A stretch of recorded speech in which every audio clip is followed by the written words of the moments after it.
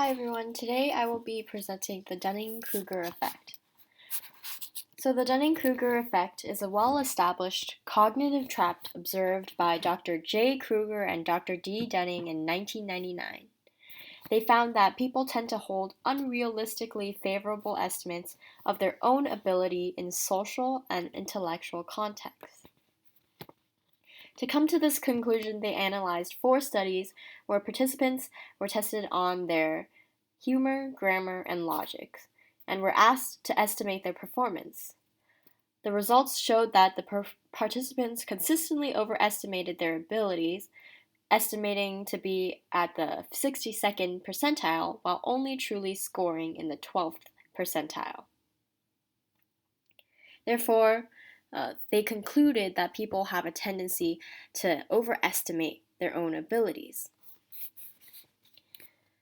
There was also several more studies, like the ones done at the SIUC University, that also concluded the same conclusion. This study was done by Samuel R. Pavel, in which he also tested grammar and did an aviation test on this university students because it was an aviation school, and then compared their estimates to their actual scores. And it revealed that they again consistently overestimated their own abilities. In 2009, there were new studies by Lazar, Stankov, and Ji-Hyun Lee, in which they tested the reading and listening skills of community college students. Although they came to the same conclusion that people consistently overestimate their own abilities, it was also revealed that a second factor of gender also comes into play. They found that females had much lower rates of the Dunning-Kruger effect than males, meaning that they were more likely to underestimate their own abilities and overestimate.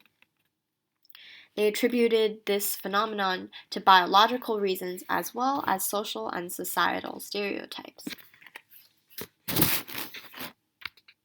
Overall, another opposing view that came during research is one suggested by Dr. Dunning himself.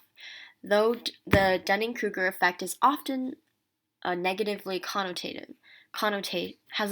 connotation, Dr. Dunning also suggests that there could be a benefit to the Dunning-Kruger effect.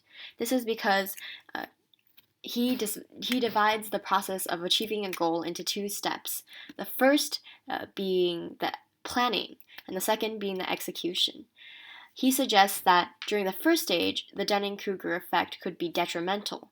However, during the second stage, the Dunning-Kruger effect can actually be especially beneficial to the individual because it provides them with extra confidence or overconfidence in some scenarios, which can allow them to seem more charismatic or just achieve goals that would be otherwise unattainable.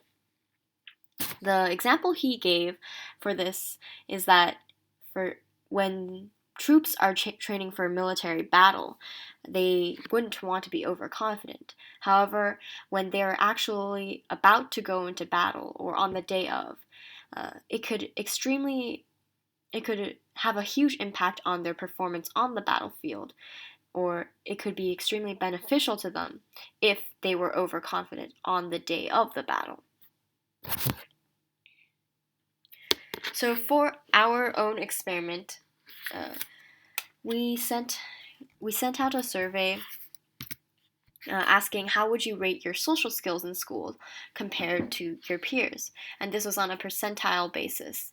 It was found that though we predicted that people would grossly overestimate their social skills, it was found that most people, there were relatively lower rates of overestimation, and most people tended to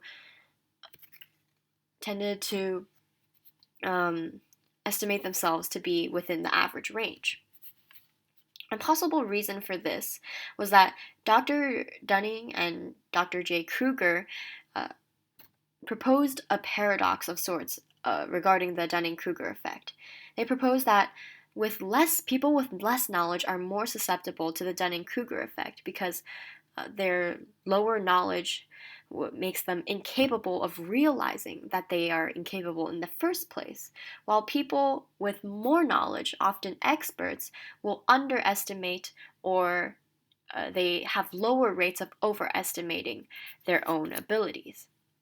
In this way, perhaps our research or our experiment results could have differed from our prediction, according to research, because people in our school already have relatively thorough knowledge on social skills, and so therefore they are less susceptible to the Dunning-Kruger effect. However, regarding the second variable, our results actually did reflect that of our prediction, which is that females would have lower rates of overprediction. As you can see here, positive representing the rates of overprediction and negative representing underprediction, females were much less susceptible to overprediction compared to males. So now, moving on to the problem, a discussion of the problems that the Dunning-Kruger effect can place on society. The problem that the Dunning-Kruger effect poses is that it reveals the danger in humans' lack of self-awareness and ability to accurately self-reflect. Those who have the least knowledge have the greatest danger of thinking that they are extremely competent, while in reality they have the lowest ability. In addition, the lack of knowledge not only causes people to estimate their own abilities wrongly, but blinds them from being aware that they are even doing so in the first place. This is extremely important, especially because the Dunning-Kruger effect can affect people in high positions of power, and when that happens, their decisions can negatively influence the whole of society. A great example from this that is quite relevant to today is that the Dunning-Kruger effect seems to be having an impact on the American president Donald Trump. Support from researchers Solomon and Penny Cook, from psychologists from Brown and Yale University, also support this notion. This is because he has been found to falsely advise military and oversimplify the healthcare system reform because he actually doesn't have as much knowledge of this. But because of his lack of knowledge, he is even more blinded to the fact that he has less knowledge, and therefore continues to falsely advise in areas that he is no expert on. A solution for this problem, posed by Dr. Dunning himself, regards the paradox of the Dunning-Kruger effect, which is the fact that the more knowledge you have of the topic being tested on, the less susceptible you are to the Dunning-Kruger effect, and the less susceptible you are to overestimating your own abilities. Therefore, to avoid the Dunning-Kruger effect, it is always helpful to, no matter how much knowledge you feel like you have on the topic, always do more research. By constantly gaining knowledge, everyone is becoming less susceptible to the Dunning-Kruger effect. And this can be even seen in Trump. After a few months in the White House and exposure and experience with the healthcare system and how everything works, he actually confessed to the media that he was surprised by the complexity of the healthcare system. This shows that with his knowledge gain, he also came to realize his previous blindness to the fact that he was oversimplifying the healthcare system. Regarding our own experiment, in the future, it would greatly help if we did not base our statistics purely on hypothetical statistics. Instead, what we should do, and this models the experiments of Dunning and Kruger and Lee and other scientists, we should actually have a sort of control group. For example, in our experiment, instead of just purely asking students to rate their own social skills out of prediction, we should also administer a test to them to actually test their social skills so that we can compare the two results to see if they are actually overestimating or underestimating their abilities.